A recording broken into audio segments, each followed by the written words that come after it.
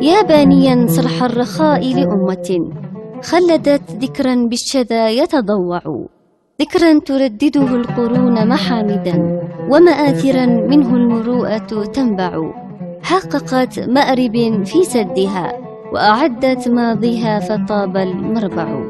مأرب اسم عزيز على العرب جميعا، فهي أرض أصيلة لكثير من العرب الذين هاجروا من اليمن بعد حادثة سيل العرم وهدم السد المشهور. ومدينة مأرب هي عاصمة سبأ التي ذكرت في القرآن الكريم والكتب السماوية الأولى، ومنها خرجت أشهر ملكة في العصور القديمة، الملكة بلقيس، كما جاء اسمها في بعض الكتب. وقصتها مع نبي الله سليمان مشهورة في كتاب الله العزيز. وفي هذه الأرض الأسطورية بنى السبئيون سدهم التاريخي في القرن السابع قبل الميلاد، ويرجح بعض من المؤرخين بأنه أول سد مائي في العالم وموضعه استراتيجي، إذ يقع بين 3 من الجبال، وقد بني بشكل هندسي عجيب يجعل مياه السيول تصب كلها في موضع واحد، وليس لتلك المياه إلا مخرج من جهة واحدة. وقد قام السبئيون بسد تلك الجهة بالحجارة الصلبة والرصاص ليجتمع فيها ماء العيون مع ما يصل من ماء السيول، فيصير خلف السد كأنه البحر العظيم. فإذا أرادوا سقي زرعهم فتحوا من ذلك قدر الحاجة بأبواب وهندسة محكمة تدل على تطور معماري لديهم، فيسقون حسب حاجتهم ثم يقفلون. وحين تطأ قدمك أرض الحضارة والتاريخ والسدود، فإن مشاهد كثيرة وكبيرة تعود بذاكرتك عن هذه المدينة التي نشأت في كنفها الدولة السبئية والقبائل اليمنية الأصيلة، التي كانت تقطن أراضي سرواح ومأرب ووادي رغوان ومملكة حضرموت ومعين وقتبان وكل القبائل العربية التي كانت تابعة لهذه الممالك.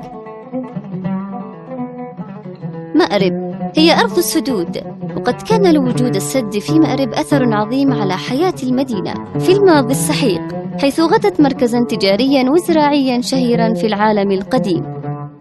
ويقول الباحثون إن مأرب هي أرض التجارة وملتقى طريق اللبان والبخور الذي كان يمتد من ميناء قنا المسمى بير علي اليوم ساحل البحر العربي إلى غزة في فلسطين على ساحل البحر الأبيض المتوسط. ذلك الطريق الذي كان يمر بمدينة شبوة القديمة، وكانت عاصمة لمملكة حضرموت آنذاك، ثم مدينة مأرب، ومنها شمالا إلى مدينة معين في وادي الجوف، ومنها إلى نجران لتصل بعدها إلى شمال الجزيرة العربية في طريق تاريخي معروف ظل فترة طويلة ممرا للقوافل التجارية الذاهبة من اليمن إلى الشام. كل تلك العوامل جعلت مدينة مأرب محط أنظار الكثير من شعوب العالم القديم، ولقد دهش اليونانيون القدماء من عظمة الحضارة التي أنشأها السبئيون هناك، فأطلقوا على اليمن بلاد العرب السعيدة. مدينة مأرب القديمة. وتعد مأرب القديمة هي عاصمة دولة سبأ التي ورد ذكرها في القرآن الكريم في نبأ زيارة بلقيس ملكة سبأ لسليمان عليه السلام سنة 950 قبل الميلاد. واقترنت مأرب باسم سبأ أهم الممالك اليمنية القديمة وأقدمها وأعظم رموز تاريخها وحضارتها، وهي أشهر المدن القديمة وأكبرها. وسميت محافظة مأرب بهذا الاسم نسبة إلى مدينتها التاريخية مأرب، وحاضرة مملكة سبأ القديمة وهي موطن السبئيين. وتضم مأرب بين جنباتها أهم رموز التاريخ اليمني والحضارة اليمنية القديمة التي يرجع تاريخ ازدهارها إلى الألف الأول قبل الميلاد. ومدينة مأرب الجديدة هي عاصمة المحافظة، وتقع على مسافة 172 كيلومتر شرق صنعاء، وتقع على الضفة اليسرى لوادي أذنة عند مشارف صحراء صيهد التي تتحكم بطريق التجارة القديمة، وتقع قرب قرية مأرب فوق جزء صغير من المدينة المطمورة التي تقدر مساحتها بأكثر من 100 هكتار، وكانت مسورة بسور حجري ولها 3 أبواب من الجهات الشمالية والغربية والجنوبي الشرقي. وقد شهدت مأرب ذروة ازدهار الحضارة اليمنية القديمة طوال المرحلة الأولى والثانية للدولة السبئية. ويرجح البعض أن مأرب لابد أن تكون قد بنيت في وقت ما من الألف الثاني قبل الميلاد، إذ لا يعرف تاريخ نشأة المدينة على وجه الدقة، بالرغم من ورود أسماء عدد من الملوك السبئيين الذين أسهموا في بناء المدينة وشيدوا بعض من مرافقها خلال العصر السبئي الأول في بداية الألف الأول قبل الميلاد.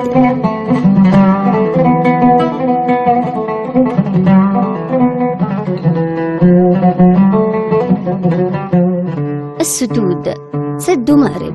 ويعود تاريخ سد مأرب القديم من قراءة النقوش اليمنية القديمة إلى القرن الثامن قبل الميلاد، غير أن نتائج الدراسة التي قامت بها البعثة الألمانية في أحد السدود القديمة بوادي دنا أن إنشاء السد قد مرت بمراحل عدة وعبر فترة زمنية طويلة بين بداية الألف الثاني والألف الأول قبل الميلاد.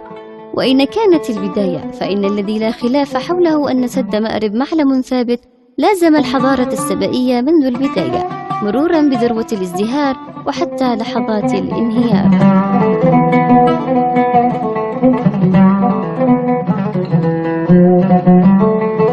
وهذا السد أشهر آثار اليمن وأعظم بناء هندسي قديم في شبه الجزيرة العربية، وقد بني في ضيقة بين البلق الشمالي والبلق الجنوبي على وادي دنا الذي تجري إليه السيول من مساقط المياه في المرتفعات المحاذية له شرقا على امتداد مساحة شاسعة من دمار وردع ومراد وخولان، والتي تهطل عليها الأمطار من إبريل إلى أغسطس، ويقوم السد بتصريفها بصورة سريعة لتسقي أرض الجنتين. وتم تسمية مأرب من قولهم مأرب ورب الماء، إذ تجمع في إشارة إلى تجمع مياه سد مأرب، كما قيل في تفسير اسمها أنه مشتق من كلمة مأرب بفتح الراء، والمأرب هو الغرض والغاية. هناك إشارة إلى أن من ينزل مأرب يجد فيها كل ما يصبو إليه وينال فيها جميع مآربه. ومن الأودية المشهورة الرئيسية في محافظة مأرب وادي حريب، وادي معين أذنة، وادي حابس، وادي الضيق، وادي حروم، وادي الصدر، وادي الأشطاب، وادي الخانق، وادي البرابر وغيرها من الوديان. ومن المدن الأثرية في محافظة مأرب مدينة صرواح ومدينة براقش. ولقد أثبتت الدراسات والأبحاث الأثرية أن الإنسان قد استوطن أراضي مأرب منذ عصور غابرة، فهناك بقايا مواقع العصور الحجرية في شرق مدينة مأرب في صحراء رملة السبعتين، وهناك المقابر البرجية في منطقة الرويك والثنية، والتي يعود تاريخها إلى عصور ما قبل التاريخ. أما بالنسبة للمواقع التاريخية والتي يعود تاريخها إلى الفترة الممتدة من مطلع الألف الأول قبل الميلاد وحتى فجر الإسلام، فهناك الكثير منها يأتي في مقدمتها موقع مدينة مأرب القديمة والسد. وتعد محافظة مأرب أولى المحافظات اليمنية التي اكتشف فيها النفط. لتبقى مأرب عاصمة سبأ، تاريخ اليمن ومرآة الماضي. كنت معكم من الإعداد والتقديم هيام الكحيلي، ومن الهندسة الصوتية محمد الحاجري. دمتم في رعاية الله.